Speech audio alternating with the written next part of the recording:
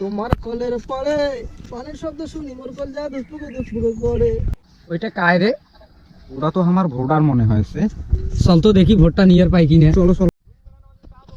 আরে আরে আরে আরে এত পাগলা হইছেন কেন? ওটা তো আমার বাড়ি রে। আর তাও চলো চলো চলো। আসসালামু আলাইকুম মুরব্বি সাহেব। ওয়ালাইকুম আসসালাম। আছেন ভালো? আমার জিগা আসি ভালো। তো কি করেন স্যার? দেখিস না মুই একটা মাছ আসতে দোস্ত। ভাইজান তোমার কি আমার সাথে মশকরা করে দিচ্ছেন? মুই যে দেখুন তোমার নালে দোষেন ভুট্টে, তোমার কেমন করে মাছ মারি দিচ্ছেন? তোমার দেখিনি দোস্তেন যে মুই এটা ভুট্টে নালে দোস্ত। তারপরে জিজ্ঞেস করেন কেন? সকাল থেকে নাই খাং ভাত আর তোমার কথা জাত বেজাত। ভাইজান ওগুলো কথা বাদ দাও তো, তোমার ভোট কোনা কাটবে না কথা কম তো। ভোট তো আমার দেবো ভাইয়া, যাই সৎ লোক, যাই দেশের উন্নতি করবে আমার তাকেই দেবো। ওগুলো কথা বাদ দাও তো ভাইজান, জীবনে আমার বহুত সৎ লোক দেখছি, তোমার না আমার পাঙ্গু বাড়ির ভিতরে এনার লোক কথা।